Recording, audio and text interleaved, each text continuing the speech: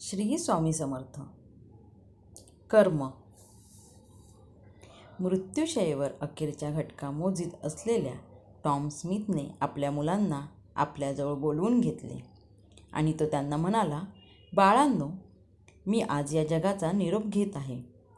परंतु जाताना मला तुम्हा मुलांना एवढेच सांगायचे आहे की मी आजपर्यंत जसा सरळ मार्गी आयुष्य जगलो तसंच जीवन जर तुम्हीही जगाल तर मला जी मनःशांती लाभली ती तुम्हालाही लाभेल. त्यांची मुलगी सारा म्हणाली, बाबा, आमचं हे दुर्दैव्य आहे की तुम्ही जग सोडून जाताना तुमचं बँक खातं हे पूर्णपणे रिक्त झालेलं आहे. आमच्यासाठी तुम्ही काहीच पैसा शिल्लक ठेवला नाहीत. ज्यांचा तुम्ही भ्रष्ट, सरकारी पैसा चोरणारे चोर अशा शेलक्या शिव्यांनी उद्धार केला, अशा सर्व लोकांनी आपल्या मुलाबाळांसाठी आपल्या मागे भरपूर संपत्ती मागे ठेवली आहे. आपलं तर हे घरसुद्धा आपल्या मालकीचं नसून भाड्याचं आहे. निदान मी तरी तुम्ही दाखवलेल्या आदर्श मार्गावरून चालणार नाही. आम्हाला आमचा मार्ग निवडू द्या. थोड्या वेळाने स्मिथने आपला अखेरचा श्वास घेतला आणि त्याचा देह निष्पाण होऊन पडला. 3 वर्षानंतर सारा एका बहुराष्ट्रीय कंपनीत नोकरी करण्यासाठी मुलाखत द्यायला गेली. मुलाखतीदरम्यान तिला मुलाखतदाराने विचारलं, तुझं आडनाव काय म्हणालीस? स्मिथ ना? कुठली बरी ही स्मिथ? यावर सारा म्हणाली, मी सारा स्मिथ. माझे वडील टॉम स्मिथ. ते आता हयात नाहीत. मुलाखत घेणाऱ्या पॅनलच्या अध्यक्षाने जरा अविश्वासाच्या सुरात विचारलं, ओहो, तू टॉम स्मिथची मुलगी आहेस? पॅनलमधील इतर सदस्यांकडे एकवार नजर टाकून तो म्हणाला, हा स्मिथ नावाचा मनुष्य तोच आहे बरं का, ज्याने इन्स्टिट्यूट ऑफ ॲडमिनिस्ट्रेशन या संस्थेमध्ये माझ्या सभासत्वाच्या अर्जावर स्वाक्षरी केली होती आणि आज त्याच्याच शिफारशीमुळे मी आज या पदापर्यंत पोचू शकलो. त्यानेही माझ्यासाठी अगदी निरपेक्षपणे कसलाही मोबदला न घेता केलं. मला तर त्याचा पत्ताही माहिती नव्हता. त्यांची माझ्याशी कसलीही ओळख नव्हती. पण तरीही त्यांनी केवळ माझ्या हितासाठी केलं.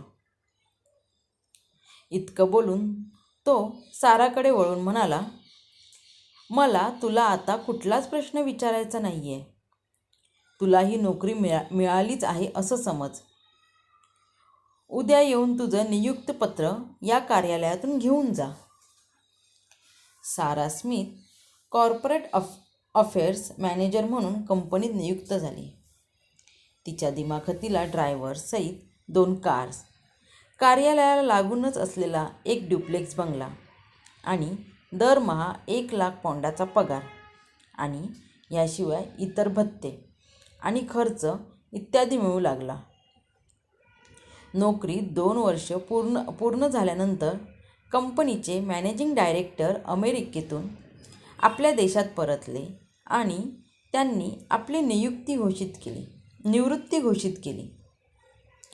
त्यांच्या जागी नवी नियुक्ती करणं आवश्यक होतं. या जागेसाठी अतिशय विश्वसनीय मनुष्याची आवश्यकता होती आणि या जागेसाठी कंपनीच्या सल्लागारांनी पुन्हा एकदा सारा स्मिथच्या नावाला पसंती दिली. एका मुलाखतदाराला दिलेल्या इंटरव्ह्यूमध्ये तिला जेव्हा नोकरीतील तिच्या यशाचं गुपित विचारलं गेलं तेव्हा अश्रू भरलेल्या नेत्रांनी ती म्हणाली, माझ्या वडिलांनीच माझ्या यशाचा मार्ग मला आखून दिला होता. ते जेव्हा स्वर्गवासी झाले तेव्हा मला कळलं की सांपत्तिकदृष्ट्या जरी ते गरीब होते तरी सचोटी, शिस्त आणि प्रामाणिकपणा या गुणांनी ते खूप खूप श्रीमंत होते. आता इतक्या वर्षांनी वडिलांच्या आठवणीने रडण्याइतक्या आपण लहान नसूनही आपल्या डोळ्यात त्यांच्या आठवणींमुळे पाणी का येते? या मुलाखतदाराच्या प्रश्नावर त्या उत्तरल्या, माझ्या वडिलांच्या मृत्यूसमयी मी त्यांना ते आयुष्यभर स स स सचोटीच्या मार्गाने चालले या गोष्टीसाठी अपमानास्पद बोलले होते. आज मी त्यासाठी त्यांची क्षमा मागते. ते मला त्यांच्या थडग्यातून उठून निश्चित माफ करतील अशी मला आशा आहे. मी आज या पदावर पोचले ते केवळ त्यांच्या पुण्याईमुळे. यात माझं श्रेय काढीचंही नाही. मग शेवटी तिला आणखी एक प्रश्न विचारण्यात आला. मग आपण आपल्या वडिलांनी जो मार्ग आपल्याला आखून दिला आहे त्याच मार्गाचं अनुसरण कराल का? यावर त्या म्हणाल्या, मी आता माझ्या वडिलांना खूप मानते. त्यांचं एक भव्य तैलचित्र मी माझ्या दिवाणखान्यात प्रवेशद्वारासमोरच लावून ठेवलं आहे. माझ्यापाशी आज जे काही आहे त्याचं श्रेय भगवंताच्या खालोखाल मी माझ्या वडिलांनाच देते. आपणही टॉम स्मिथसारखेच आहोत का? कीर्तिरूपाने शिल्लक राहता येऊ शकते. कीर्ती पसरायला आणि कीर्तिरूपाने जिवंत होण्यासाठी वेळ लागतो जरूर, पण त्या रूपाने माणूस अमर होऊन जातो. सचोटी, शिस्त, स्वतःवर ताबा ठेवणे आणि परमेश्वर आपल्याकडे पाहतोय याची सदोदित जाणीव हेच गुणच माणसांचं खरं धन आहे. बँक खात्यातील अमाप पैसा नव्हे, आपल्या मुलाबाळांसाठीच हाच वारसा ठेवावा. चांगल्या वागणुकीचे आर्थिक मूल्य नसले तरी चांगल्या वागणुकीत कोट्यावधींची मने जिंकण्याची शक्ती असते. याची जाणीव सदैव मनी असू द्या. आपणही या परिवर्तनाचे अग्रदूत बनूया.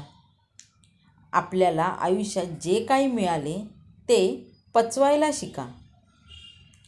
कारण भोजन जर पचलेच नाही तर रोग वाढतात. पैसा पचला नाही तर देखावा वाढतो. बातचीत पचली नाही तर चुगली वाढते. प्रशंसा पचली नाही तर अहंकार वाढतो. टीका पचली नाही तर दुश्मनी वाढते. गोपनीयता टिकली नाही तर खतरा वाढतो. दुःख पचले नाही तर निराशा वाढते आणि सुख पचले नाही तर पाप वाढते. संयम हा यश मिळवण्यासाठी लागणारा सर्वात मोठा घटक आहे. समोर अंधार असला तरी त्याच्या पलीकडे प्रकाश आहे हे लक्षात ठेवा. शिक्षण, डिग्री, पैसा यावरून माणूस कधीच श्रेष्ठ किंवा मोठा होत नसतो. कष्ट, अनुभव व माणुसकी हेच माणसाचं श्रेष्ठत्व ठरवते. माणसाकडे कपडे स्वच्छ असो वा नसो, पण मन मात्र स्वच्छ असलं पाहिजे. कारण स्वच्छ कपड्यांची स्तुती लोक करतात आणि स्वच्छ मनाची स्तुती परमेश्वर करतो. आपण कुटुंबासाठी काय ठेवायचे, बँक बॅलन्स की संस्कार, आजच ठरवायचं. श्री स्वामी समर्थ. श्री गुरुदेव दत्त.